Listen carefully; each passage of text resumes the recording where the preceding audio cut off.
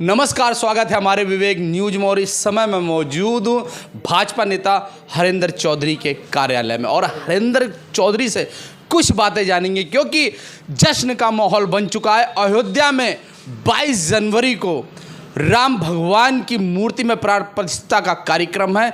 किस नज़रिए से देख रहे हैं? मैं आपको, आपके चैनल को विपिन जी बधाई दूंगा कि आप इस सुंदर, भव्य और अलौकिक दृश्य का जो सोच रहे हैं, जो अपने न्यूज़ से दिखाना चाहते हैं, जो अपने न्यूज़ में रिकॉर्ड करना चाहते हैं, लोगों के व्यू ले रहे हैं, तो इसके लिए आप और आपका चैनल, मैं दोनों को धन्यवाद दूंगा। और आपने मुझसे पूछा है कि क्यों विशेष है। जी देखिए, भगवान राम हर उस सनातनी के आराध्य हैं जो सनातन में विश्वास रखता है। सनातन सबसे पुरानी धरोहर है। मैं कहूँ कि धर्म अगर दुनिया में कोई है तो वो सनातन धर्म है। बाकी सभी पंथ हैं, मजहब हैं, धर्म विशेष सिर्फ और सिर्फ सनातन है, सबसे पुराना।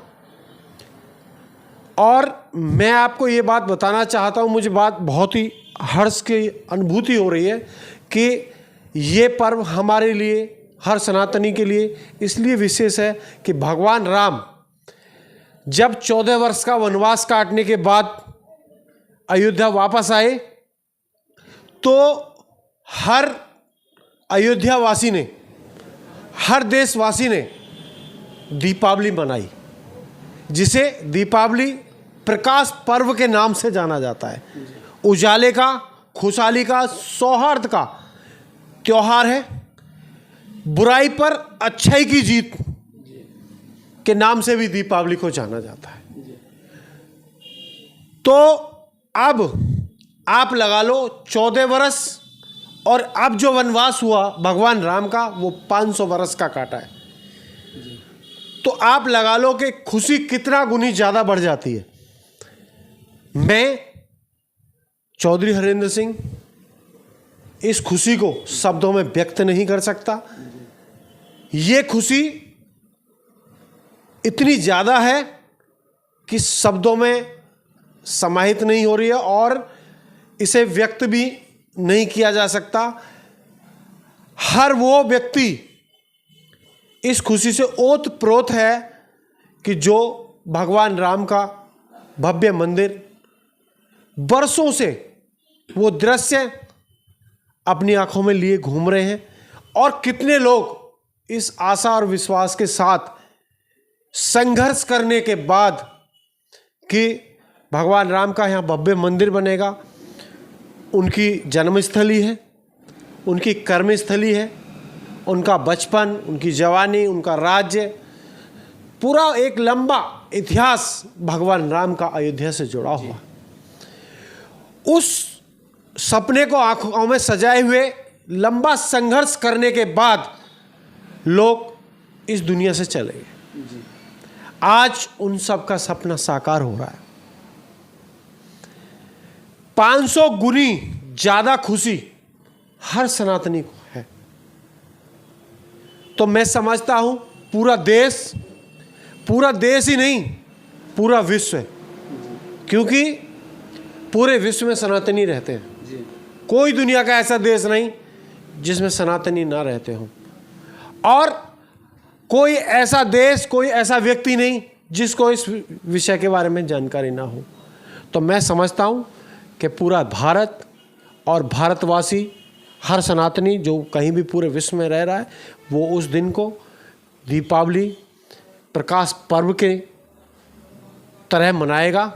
बुराई पर अच्छाई की जीत, क्योंकि आतताइयों ने भगवान राम की जन्मस्थली को ध्वस्त करके, उस पर कब्जा करके, गलत तरीके से एक मस्जिद का निर्माण कर लिया था। अब कोर्ट के आदेशानुसार वहाँ एक भव्य मंदिर बन रहा है, और ये आपको मालूम है कि हर व्यक्ति ने इसमें चंदा दिया है। सभी के 20 नखूनों की कमाई का पैसा, गाढ़ी कमाई का पैसा बड़े हर्ष और उल्लास से, मैंने भी चंदा काटा है, शायद आपने भी रसीदें काटी हो, हर व्यक्ति ने बड़े हर्ष और उल्लास से बढ़ चढ़ के हिस्सा लिया इसमें। किसी से डिमांड नहीं करेगी तू इतने ही पैसे देगा, लेकिन हर व्यक्ति ने, मैंने देखा, चाहे वो रिक्शा चलाने वाला हो, चाहे वो किराए पे रह रहा हो, जिसके सामने रसीद चली गई, भर दो भाई साहब, भर दो भाई साहब। तो आप इस खुशी का अंदाज़ा उसी से लगा सकते हैं कि जब लोगों ने इतने उत्साह के साथ, और जब कोर्ट का फैसला आया वो एक अलग उत्साह था, लेकिन हम सब ने लोगों को समझाया बुझाया कि इसको मतलब कोई इस तरीके से नहीं करना है कि किसी को बुरा लगे। लेकिन मैं समझता हूँ कि जो प्राण प्रतिष्ठा जो अब 22 जनवरी को होने जा रही है, उस दिन पूरा देश जगमगा उठेगा, पूरे देश में सुंदरकांड के पाठ होंगे, पूरे देश में रामायण के पाठ होंगे, पूरे देश में दीपक जलेंगे, मिठाइयाँ बटेंगी, बहुत सुंदर सुंदर आयोजन आपको देखने को मिलेंगे। और हम भी या तो अयोध्या में नजर आएंगे आपको जी, या फिर किसी भव्य कार्यक्रम के साथ आपसे मुलाकात करेंगे अपनी खोड़ा नगरी में। और मैं खोड़ा की तरफ से सभी को, जो धर्म प्रेमी लोग हैं, सभी को जय श्री राम बोलता हूँ, सबको इस पर्व की शुभकामनाएं देता हूँ, बधाई देता हूँ। भगवान राम का जीवन चरित्र इतना बड़ा है कि अगर उस पर मैं 10 दिन भी बोलूं तो कम पड़ जाएंगे। उनके जीवन के हर कालखंड में, उनके जीवन के हर क्षण में प्रेरणा छुपी है। उन्हें मर्यादा पुरुषोत्तम के नाम से जाना जाता है, जो कि मर्यादाओं के हिसाब से पुरुषों में उत्तम जीवन उन्होंने जिया। हम सबको हमेशा प्रेरणा देता रहेगा। और एक विशेष बात मैं आप सबको ये बताना चाहता हूँ कि जिस तरीके से भगवान राम का राज्य आज भी प्रेरणा स्रोत है। हर कोई व्यक्ति कह देता है जब कोई अच्छा कार्य होता है, और आज जैसे सरकार चल रही है भारतीय जनता पार्टी की, मैं भी उसका हिस्सा हूँ, मैं भी उसका कार्यकर्ता हूँ, छोटा सा प्रदेश की कार्य समिति सदस्य, प्रदेश के कार्य समिति में एक सदस्य के रूप में मैं भी अपनी जिम्मेदारियों का निर्वहन कर रहा हूँ। हर व्यक्ति आज की डेट में ये कह देता है कि राम राज्य आ गया, क्योंकि योगी जी, आदरणीय मोदी जी, दोनों ही बहुत ही सुंदर तरीके से राम राज्य की तरफ अपनी जिम्मेदारियों का निर्वहन करते हुए एक राजा को कैसे देश को चलाना चाहिए एक प्रेरणा बनते जा रहे हैं। उनका कार्यकाल प्रेरणा बनता जा रहा है। तो आप लगा लो कि जब उस राम राज्य की प्रेरणा आज तक लोगों के अंदर है और हर व्यक्ति उसका उदाहरण देता है कि क्या राम राज्य आ गया, तो जब 14 बरस वनवास काटने के बाद भगवान राम ने इतना अच्छा राज्य चलाया, तो मैं समझता हूँ कि 500 वर्ष का वनवास काटने के बाद बहुत सुंदर तरीके से ऐसा भारतीय जनता पार्टी के नेतृत्व में ऐसा कालखंड रहेगा कि ये हजारों हजारों वर्ष तक जाना जाएगा। और हम सब भाग्यशाली हैं कि हम सब इस कालखंड के दर्शक हैं, इस कालखंड के हिस्सा हैं। हम सब बहुत ही भाग्यशाली हैं कि हमारे सामने दुनिया का सबसे भव्य मंदिर, सबसे सुंदर मंदिर, जन जन में प्रिय मंदिर, जन जन के हृदय में वसे हुए राम का मंदिर बनने जा रहा है। मैं आप सबको, समस्त देशवासियों को, समस्त सनातन धर्मवासियों को, समस्त जो भी लोग सनातन से प्रेम करते हैं उनको बहुत बहुत शुभकामनाएं देता हूं, बधाई देता हूं। बिल्कुल बधाई देता हूं। वैसे तो हरेंद्र चौधरी जी सनातन प्रेमी हैं। इन्होंने अभी कुछ समय पहले 1.25 लाख गायत्री मंत्रों का जाप करवाया था और एक गरीब कन्या की शादी भी की थी उस दिन। और लगातार क्षेत्र में जनहित के कार्य करते रहते हैं। कई लोगों की जो भी समस्या होती है उसे दूर करने का भी कार्य करते हैं। अभी कुछ समय पहले ही गरीबों को, जैसे सर्दी का माहौल आया, सर्दी लगने लगी तो कंबल बांट के भी इन्होंने जनहित के कार्य किए, सेवा की। लेकिन हरिंदर चौधरी 22 जनवरी को ऐसा क्या करने जा रहे हैं? क्योंकि एक तरफ इष्ट देव राम भगवान की मूर्ति के प्राण प्रतिष्ठा का कार्यक्रम है, अयोध्या जाना, और एक तरफ भारतीय जनता पार्टी की जो कार्यशैली है जनसेवा करने का, उसमें किस रुख को अपनाएंगे? देखिए, ये दिव्य, अलौकिक और बहुत ही मनमोहक सुंदर दृश्य अयोध्या का उस दिन होने जा रहा है। भगवान राम की कृपा रही तो हो सकता है कि मैं भी उस दृश्य का हिस्सा बनने के लिए अयोध्या पहुंचूं, और उनका आशीर्वाद रहा तो हो सकता है कि उस दिन, ये तो निश्चित है, हम मिठाई बांटेंगे। ये निश्चित है कि हम कोई ना कोई भव्य आयोजन करेंगे उस दिन। वो रामायण का पाठ करके भी हो सकती है, वो सुंदरकांड का पाठ करके भी हो सकती है। कहीं ना कहीं आपको हम, अभी मैंने कोई ऐसी योजना बनाई नहीं है, लेकिन निश्चित ही मैं आपको विश्वास दिला सकता हूं इसका कि निश्चित ही उस दिन हम किसी न किसी भव्य आयोजन का हिस्सा बनेंगे। अच्छा, एक छोटा सा सवाल है, जैसे कि विपक्ष गठबंधन करके भारतीय जनता पार्टी को परास्त करने का काम कर रही है, मतलब चाह रही है कि भारतीय जनता पार्टी ना हो, और आप भारतीय जनता पार्टी के नेता हैं, क्या लगता है 2024 में किसकी सरकार बनेगी? देखिए, जग जाहिर है कि आदरणीय मोदी जी का जो व्यक्तित्व है वो पूरे विश्व में विख्यात है।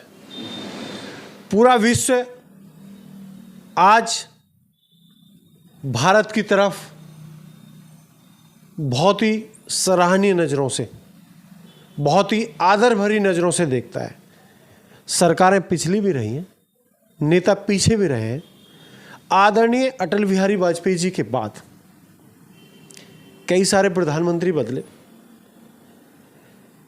हर क्षेत्र में आदरणीय मोदी जी ने काम करने का प्रयास किया है। चाहे वो सड़कों का जाल हो, चाहे वो हर घर बिजली पहुंचाने का कार्य हो, हर घर जल पहुंचाने का कार्य हो, चाहे वो किसान निधि का कार्य हो, सम्मान निधि का कार्य हो, चाहे किसान बीमा निधि का कार्य हो, चाहे वो सुकन्या का कार्य हो, चाहे उज्ज्वला योजना का कार्य हो। मतलब ये है, राशन हर व्यक्ति को, जो ज़रूरतमंद व्यक्ति है उस हर व्यक्ति को राशन देने का कार्य हो। ऐसा कोई कार्य नहीं है, विद्यार्थियों के लिए विशेष कार्य चल रहे हैं, मेडिकल कॉलेज बन रहे हैं, एम्स बन रहे हैं। हर विषय को आदरणीय मोदी जी ने छूने का कार्य किया है। हर विषय को, हर उस जरूरत को जो आम जनमानस की है, उस आवश्यकता को आसान बनाने का कार्य किया है। लंबी सोच, लंबे विजन के साथ आदरणीय मोदी जी काम कर रहे हैं। जनता इन सब बातों को जानती है। कोई भी नेता उनके बराबरी में आज नहीं है। किसी भी नेता के पास कोई विजन नहीं है। निश्चित ही हर हृदय में मोदी जी निवास करते हैं, उत्तर प्रदेश के योगी जी निवास करते हैं। निश्चित ही भारतीय जनता पार्टी को जनता चुनने वाली है। भारतीय जनता पार्टी का कार्यकर्ता आपको हर गली, हर मोहल्ला, हर घर में मिल जाएगा। आप और पार्टी को देखो, कहाँ है उनके नेता? अकाल पड़ गया नेताओं का। आप खोड़ा में रहते, विपक्ष के कितने नेताओं के नाम जानते हैं? गाजियाबाद में कितने विपक्ष के नेताओं के नाम जानते हैं? क्या बता सकते हैं आप? कहाँ है वो? और किसी भी, अभी पीछे कोरोना गया है, क्या आपने किसी नेता को देखा जनसेवा में? वहाँ हरिंदर चौधरी मिला होगा और भारतीय जनता पार्टी के कार्यकर्ता मिले होंगे। तो ये सब जनता जानती है। जनता ने विकास देखा है, भारतीय जनता पार्टी के कार्यकाल में देखा है। निश्चित ही भारतीय जनता पार्टी को चुनेगी और देश की जो विकास की गति है उसको जनता रोकने नहीं देगी। निश्चित ही भारतीय जनता पार्टी की सरकार बनने जा रही है, पहले से ज़्यादा सीटों से बनने जा रही है, ये निश्चित है। जनता इस चीज़ को तय कर चुकी है। और जो आप कर रहे हो कि आप बात करते हो कि ये सारे नेता इकट्ठे हो रहे हैं, क्या ज़रूरत पड़ी इनको इकट्ठा होने की? आपने आदरणीय मोदी जी का भाषण सुना होगा, संसद के माध्यम से उन्होंने कहा है कि अकेला कितनों पे भारी पड़ रहा है। तो आप निश्चित ही उन शब्दों का साक्षात्कार देखेंगे आने वाले चुनाव में, सब पे भारी पड़ेंगे मोदी जी। ये तो समय ही बताएगा कि 2024 में किसकी सरकार बनेगी। फिलहाल हरिंदर चौधरी जी हैं जिन्होंने अपनी विचार रखी है। 22 जनवरी जहां राम भगवान की मूर्ति का प्राण प्रतिष्ठा का कार्यक्रम है और लोकसभा का चुनाव भी है, इन्होंने दोनों चीज़ों पर राय रखी और कई योजनाओं के बारे में भी ज्ञान दिया है। आपने कितनी योजनाओं का फ़ायदा उठाया है, ये जानकारी मुझे भी दीजिए। अगर आपको ये वीडियो अच्छी लगी हो तो इसमें कमेंट देना ना भूलिए। इसी के साथ जय हिंद, जय भारत।